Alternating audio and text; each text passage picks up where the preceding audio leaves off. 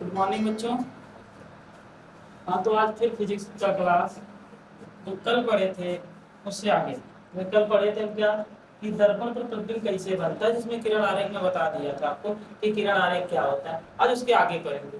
कल आपको मैं बताया था कि किरण आरेख होता क्या है, किसी दर्पण पर किरण आरेख बनता कैसे है, उसमें 3 कंडीशन क्या क्या होती है, कल आपको समझ बता दिया था। और कल मैं आपको बता के गया था कि अब हमें पढ़ना है प्रतिबिंब का बनना।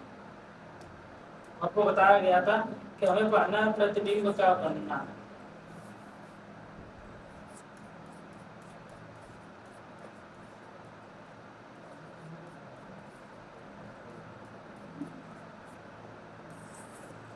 ये हमें जानना। देखिए बच्चों, अब पढ़ना है प्रतिबिंब का बनना। अब प्रतिबिंब बनने की कंडीशन जैसे मैं कल बता दिया था कि अवतल पर 6 होती है और उत्तल पर 2 होती है। अब बात है कि अवतल पर जब 6 होती है तो 6 कौन कौन होती है वो पहले देखना। जैसे मान लीजिए हमारा अवतल दर्पण,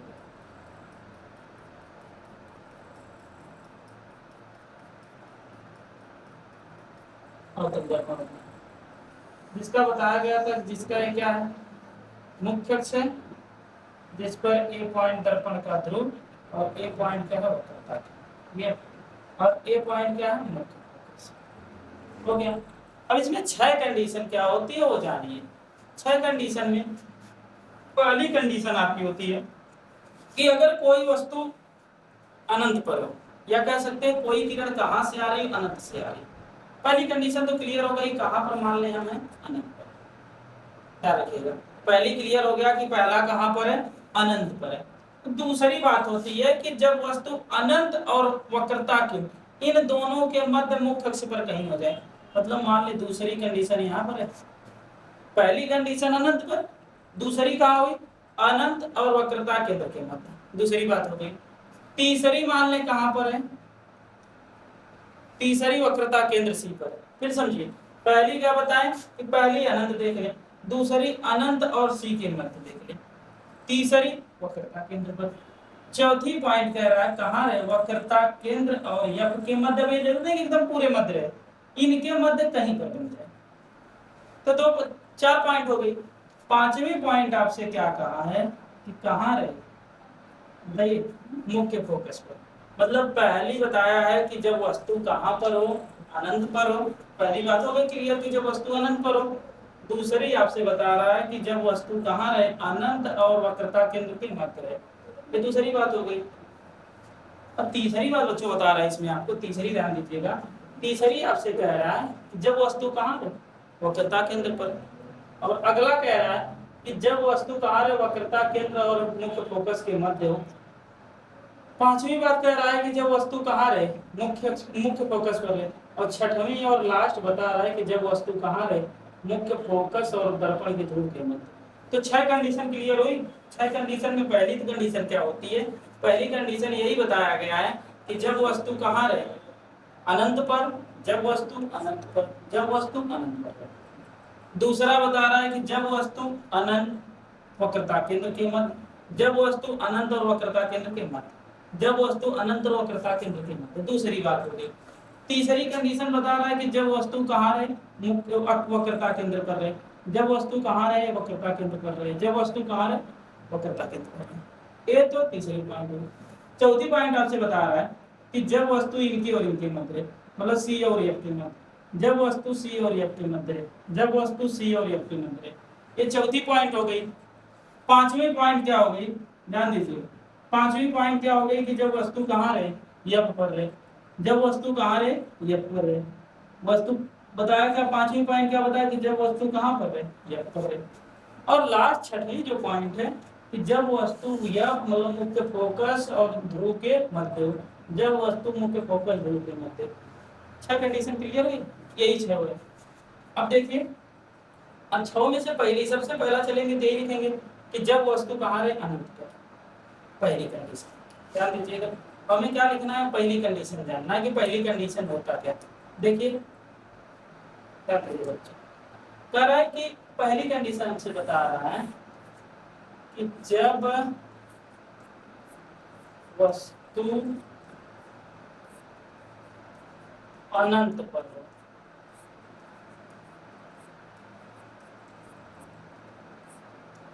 जब वस्तु अनंत पर है, पहली बात क्या रखेगा। तो वस्तु अनंत के लिए हमारे पास कैसा दर्पण है, लीजिए दर्पण हमें पता है कि हमारे पास कौन सा दर्पण लेना हमें है, अवतल दर्पण लेना। कौन सा दर्पण लिए, अवतल दर्पण लेना। क्लियर हो गया। अब आपसे एक पॉइंट इसमें बता रहा है कि अगर हम अवतल दर्पण ले रहे हैं तो लीजिए कह रहा जिसका ए क्या है, सब लोग जानते हैं क्या है, वह तुम्हारा क्या है, जिसकी जिसकी ए पॉइंट क्या है, पी, जिसको दर्पण का ध्रुव कहेंगे। अगली पॉइंट क्या है, ए पॉइंट हम क्या मान लें, एफ मान लें। फिर अगली ए पॉइंट क्या मान लें, सी मान लें। अब आपसे इसमें क्या क्या है कि जब दर्पण के, आपसे बता रहा है कि पहली कंडीशन ये बता गया कि जब वस्तु अनंत पर हो, तो जब अनंत पर होगी तो मुख्य अक्ष नहीं पाएगा, मुख्य अक्ष पर नहीं रहेगी, मुख्य अक्ष से क्या दूर है, मान लें हमारी अनंत पर यहाँ से। अब बता रहा है कि अगर वस्तु यहाँ से जा रही है इस किरण, चाहे यहाँ से हो गई या फिर चाहे इधर से हो गई, मान लीजिए, तो बता रहा है कि अगर मुख्य अक्ष के समांतर है तो परावर्तन के बाद या परावर्तित होने के बाद मुख्य फोकस से जाती है, या अभी परावर्तित होने के बाद कहाँ से जाएगी, तो फोकस पर जाएगी। तो मतलब यही बता रहा है, पहली कंडीशन यही बता रहा है कि अगर वस्तु ध्यान रखिएगा, बता रहे कि अगर वस्तु मुख्य अक्ष के समांतर है, अगर वस्तु या किरण जो है मुख्य अक्ष के समांतर, पहली कंडीशन या कह सकते हैं कि अगर किरण कहाँ से आ रही है, अनंत से आ रही है। ध्यान दीजिएगा, अगर किरण अनंत से आ रही हो तो इसमें होता क्या है कि अनंत से आने पर किरण परावर्तित होने के बाद कहाँ मिलती है, मुख्य फोकस पर मिलती है। फिर से समझिए, कह रहा अगर कोई किरण अनंत से आ रही है, कोई किरण अनंत से आ रही है तो वह मुख्य अक्ष की क्या होती है, समांतर होती है। मुख्य अक्ष की क्या होती है, समांतर होती है। अगर कोई किरण अनंत से आ रही है तो मुख्य अक्ष के समांतर होती है, और जब मुख्य अक्ष के समांतर होगी तो परावर्तन के बाद क्या मिलती है, मुख्य फोकस पर मिलती है। क्योंकि आपको किरण आरेख में बताया था, ध्यान रखिएगा, आपको किरण आरेख में बताया गया था कि जब कोई किरण मुख्य अक्ष के समांतर हो, ध्यान रखिएगा, जब कोई किरण मुख्य अक्ष के समांतर हो तो वह सदैव परावर्तित होने के बाद किस बिंदु कहाँ मिलती है, मुख्य फोकस पर मिलती है। पहली बात क्लियर हो गई। तो सीधा कह सकते हैं कि अगर कोई वस्तु अनंत पर है तो वह प्रतिबिंब कहाँ बनाएगी, मुख्य फोकस पर बनाएगी। कोई वस्तु अनंत पर है तो वह प्रतिबिंब कहाँ बनाएगी, मुख्य फोकस पर बनाएगी। अनंत पर है तो प्रतिबिंब कहाँ बनाएगी, मुख्य फोकस पर। क्लियर। अब ध्यान रखिएगा, अब इसमें जानेंगे कि होता क्या है, इसकी प्रतिबिंब कैसी होगी।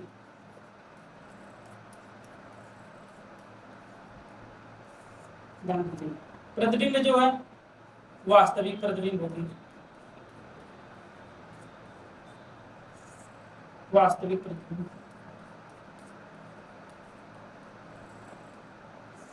तथा कैसे होगी, बिंदु के आकार की, बिंदु के आकार की। ध्यान दीजिएगा कि प्रतिबिंब कैसी हुई, वास्तविक प्रतिबिंब हुई, और कैसी है, बिंदु के आकार की। प्रतिबिंब कैसी हो गई, इसमें वास्तविक प्रतिबिंब बनती है, कैसी बनती है, बिंदु के आकार, मतलब बहुत छोटी। देखिए यहीं पर ना, अब प्रतिबिंब के लिए आपको बताया गया था, प्रतिबिंब क्या बताया गया था कि परावर्तित होने के बाद या फिर जब किरणें परावर्तित होने के बाद जिस बिंदु पर मिलती है उसे क्या कहते हैं, प्रतिबिंब कहा जाता है। उसको इस वस्तु का प्रतिबिंब बनाया जाता है, यही आपको बताया गया था। तो सबसे पहली कंडीशन आपको क्या बताया गया है कि जब वस्तु अनंत पर हो, और आपको बताया गया कि जब वस्तु अनंत पर होगी तो उसका प्रतिबिंब कहाँ बनेगा, मुख्य फोकस पर बनेगा, और कैसा बनेगा, बिंदु के आकार का। अच्छा में ये तो पहली बात हो गई। अब दूसरी देखिए क्या था, दूसरी आपसे बताया है कि प्रतिबिंब कहाँ बने, ध्यान रखिएगा। दूसरी आपसे यही बताया है कि जब वस्तु, पहला तो अनंत था, अनंत का काम खत्म हो गया। अब आपसे बता रहा है कि दूसरी बात कहाँ रहे, प्रतिबिंब अनंत और सी के मध्य। फिर से ध्यान दीजिए, दूसरी कंडीशन आपसे क्या बताया है कि प्रतिबिंब कहाँ बने, अनंत और सी के मध्य। फिर से समझिए, दूसरी आपको कंडीशन बताया है कि प्रतिबिंब कहाँ रहे, अनंत और सी के मध्य रहे। फिर से समझिए, दूसरी आपको बताया है कि प्रतिबिंब कहाँ रहे, अनंत और सी के मध्य। जब प्रतिबिंब अनंत और सी के मध्य रहेगा, फिर से समझिएगा, जब प्रतिबिंब अनंत और सी के मध्य रहेगा, जब प्रतिबिंब अनंत और सी के मध्य रहेगा तो उसके लिए कंडीशन क्या होती है देखिएगा, ध्यान दीजिए। अब इसके लिए क्या करते हैं देखिएगा,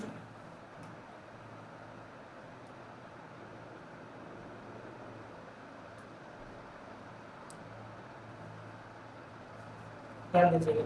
अब आपसे एक कंडीशन आपसे बता रहा है कि वस्तु कहाँ रहे, जब वस्तु ये आपको इसमें से एक पॉइंट एग्जाम में जरूर पूछेगा, एक क्वेश्चन, जब वस्तु अनंत तथा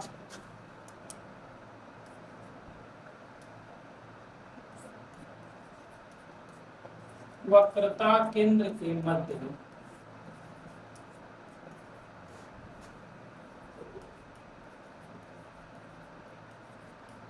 दूसरी पॉइंट क्या बताएं कि जब वस्तु अनंत तथा वक्रता केंद्र के मध्य हो, जब वस्तु अनंत तथा वक्रता केंद्र के मध्य हो।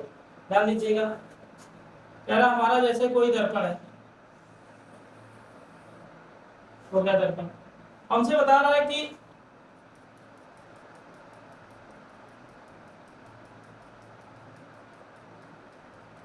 कैसा दर्पण है, कहेंगे गुरु जी अवतल दर्पण। कैसा दर्पण है, अवतल दर्पण,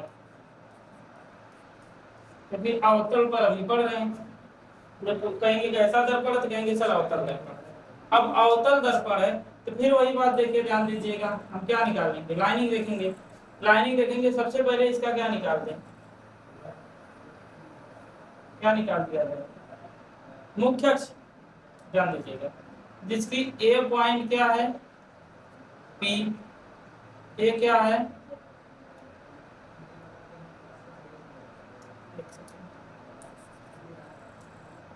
ये क्या है, ये मुख्य फोकस, और इससे दुगुना दूरी मिलेगी इतनी दूरी पर ये हमारी पॉइंट क्या है, सी। क्लियर।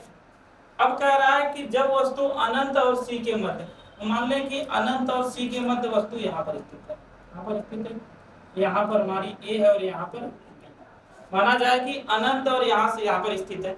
तो अब आपको एक पॉइंट बताई गई थी, जब कल बताए थे, तो कल आपको बताए थे कि किरण आरेख का नियम क्या होता है, जिसमें 3 नियम बताए थे। पहला बताए थे कि किरण मुख्य अक्ष के समांतर जाए, पहली बात थी, तो आपको क्लियर है। दूसरा बताए थे कि किरण किससे होके जाए, वक्रता केंद्र से जाए, और तीसरा बताए थे कि पहले किरण किससे, मुख्य फोकस से। तो देखिए पहला नियम लगाइए, सबसे फर्स्ट आपसे क्या कहेगा, ध्यान दीजिएगा, सबसे फर्स्ट हम मान लें कहाँ रहे, मुख्य अक्ष के समांतर, ध्यान दीजिएगा, और ये बता रहा है हमसे कि मुख्य अक्ष के इधर समांतर है,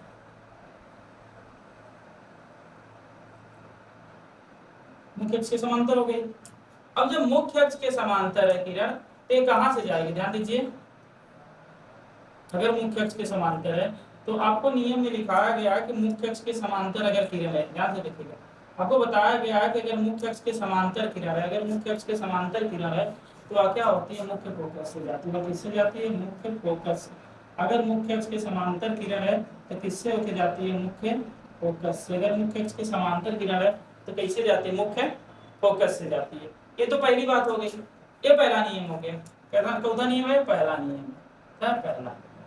और दूसरा किरण आरेख का नियम आपसे बताया गया था कि जब वस्तु कहां से रहे, ध्यान दीजिएगा, आपसे दूसरा बताया गया है कि जब वस्तु किधर से रहे, वक्रता केंद्र से रहे। जब वस्तु कहां से रहे, वक्रता केंद्र से।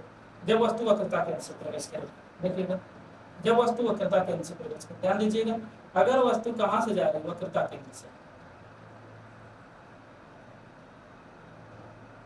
अगर वस्तु कहां से जा रही है, वक्रता केंद्र से, फिर जैसे जाती है इस बिंदु पर जाकर मिल गई, इस बिंदु पर क्या हो रहा है, जाकर मिल गई। तो अब बताइए, इधर से जा रही थी, दर्पण पर पड़ने के बाद फिर उसी माध्यम में वापस लौटी, मतलब जैसे आई थी वैसे चली गई। क्या रखेगा, जैसे आई थी वैसे चली गई। तो अब आपसे बता रहा है कि जैसे आई थी वैसे गई, जैसे आई थी वैसे गई, तो ये दोनों किरणें परावर्तित होने के बाद, ये भी किरण और ये किरण दोनों परावर्तित होने के बाद इस बिंदु पर मिल गई। किस बिंदु पर, इस बिंदु पर, जहां वह क्या कर रही है, प्रतिबिंब बना रही है। तो मुख्य अक्ष से उस बिंदु को, ध्यान दीजिएगा, मुख्य अक्ष से उस बिंदु को मिला दिया जाता है। मुख्य अक्ष से उस बिंदु को क्या करेंगे, मिला देंगे। तो हमारा बता रहा है कि ए जो यहाँ पर वस्तु क्या थी, ए और बी, प्रतिबिंब क्या बना रही है, ए डैश बी डैश, क्या बना रही है, ए डैश बी डैश। तो अब ध्यान दीजिए, हम कह सकते हैं कि अगर वस्तु कहाँ है, ध्यान से समझिए, कह सकते हैं कि अगर वस्तु अनंत और वक्रता केंद्र के मध्य है तो प्रतिबिंब कहाँ बनेगा, सी और एफ के मध्य बनेगा। ध्यान दीजिएगा, प्रतिबिंब कैसा बनेगा,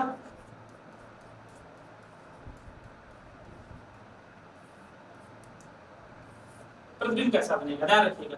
अब सबसे पहले आपको एक चीज देखना है,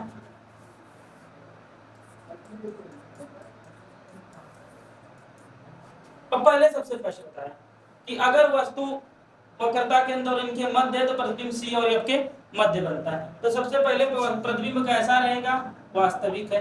क्यों वास्तविक है, क्योंकि यह दर्पण से आपको पुनः स्वयं मिल रहा है, मिलाया नहीं जा रहा है, खुद आके मिल रहा है। तो पहली कंडीशन तो क्लियर हो गई कि वास्तविक क्यों है। तो सीधे कह सकते हैं कि प्रतिबिंब वास्तविक इसलिए है क्योंकि यह मिलाई नहीं गई, ये वास्तव में आके मिल रही है, एहसास नहीं हो रही है, प्रतीत नहीं किया जा रहा है कि नहीं प्रतिबिंब आके प्रतीत हो रही है, मिलती, ऐसा कुछ नहीं, बल्कि ये बच्चों क्या हो रही है, खुद आके मिल रही है। अगर खुद आके मिल रही है तो कैसी प्रतिबिंब बनेगी, वास्तविक बनेगी। एक पॉइंट। फिर अगली पॉइंट कह रहा है वस्तु ऊपर के साइड है, प्रतिबिंब नीचे की साइड है, वस्तु ऊपर की साइड है, प्रतिबिंब नीचे की साइड। अगर वस्तु सीधा है तो प्रतिबिंब उल्टा, वस्तु सीधा है तो प्रतिबिंब उल्टा, वस्तु ऊपर की साइड है, प्रतिबिंब नीचे की साइड है। तो अगर वस्तु सीधा है तो वो प्रतिबिंब क्या होगी, उल्टा होगी। तो कैसा प्रतिबिंब होगी, उल्टा। वाह, मतलब वास्तविक बनेगी, उल्टा बनेगी। और एक कंडीशन ध्यान रखिएगा, एक कंडीशन क्या होगी कि ध्यान रखिएगा कि वस्तु इतनी बड़ी है, प्रतिबिंब छोटी है, वस्तु बड़ी है, प्रतिबिंब छोटी, वस्तु बड़ी है, प्रतिबिंब छोटी है, वस्तु बड़ी है, प्रतिबिंब छोटी है। तो क्या हो जाएगा, क्या कहेंगे, ध्यान रखो, कहेंगे वस्तु से छोटी, वस्तु से क्या हो जाएगी, छोटी। एक पॉइंट और देखिए, पहला तो क्लियर हो गया कैसा प्रतिबिंब बन रहा है, वास्तविक बन रहा है। दूसरा पता लग गया कि उल्टा है। तीसरा पता लगा कि वस्तु से क्या है, छोटी है। और एक बात है कि प्रतिबिंब बन कहाँ रहा है, वक्रता केंद्र और यह मतलब मुख्य फोकस के मध्य। तो यहाँ कहेंगे कि वक्रता केंद्र तथा